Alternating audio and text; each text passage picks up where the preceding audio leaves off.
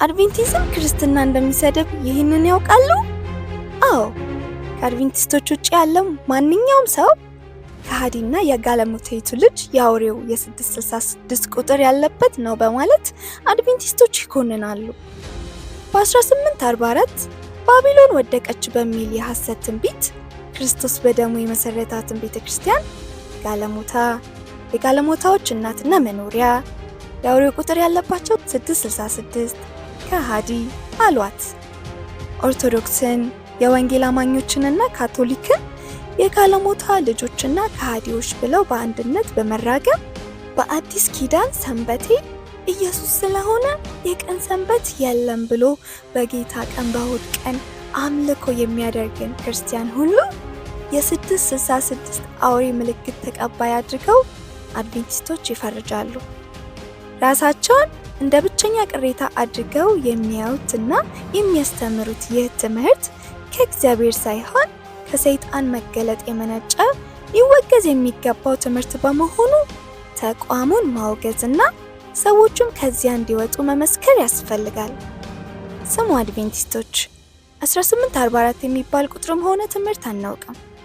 በመጽሐፍ ቅዱስ ቁጥሩንም ሐሳቡንም አናገኝም። ክርስቶስ የመሰረታት ቤተክርስቲያን አልወደቀችም። መንፈስ ቅዱስ እያረመ፣ እያነጻ፣ እያስተካከለ፣ እየሰራት ወደ በጉ ያቀርባታል እንጂ ቃል ኪዳኑን አፍርሶ ሌላ የሚተካትን ኃይል ተሰምቶ በማይታወቅ በአዲስ መገለጥ አይመሰርትም። አድቬንቲስት ግን በስድብና በሐሰት ትንቢት ወድቃለች። ከህዝብ፣ ከነገድ፣ ከቋንቋ፣ ከወገን ሁሉ የተዋጀኸው ክርስቲያን ሆይ ንቃ። አድቬንቲስቶች እምነትህን የጋለሞታ ትምህርት፣ አንተን ደግሞ የአውሬው ምልክት ተቀባይ 666 ነህ እያሉህ ነው። ይህንን የክፋትና የስድብ ትምህርት በጽኑ አውግዘው።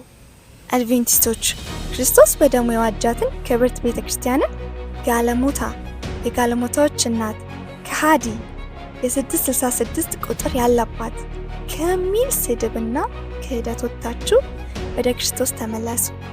ቤተክርስቲያንንና ክርስቶስ የሞተለትን አማኝ መስደብ የክርስቶስ ተቃዋሚ መሆን ነውና ጌታ በሚመጣ ጊዜ ተቃዋሚ ሆናችሁ እንዳያገኛችሁ፣ ለዘላለምም በእሳት ባህር እንዳትጣሉ ዛሬ አሁኑኑ ከክህደት ውጡ፣ ተለዩ። ቤተክርስቲያን የክርስቶስ ናት። ቤተክርስቲያን ቅድስት ናት። ቤተክርስቲያን አትወድቅም፣ ሙሽራው ናት።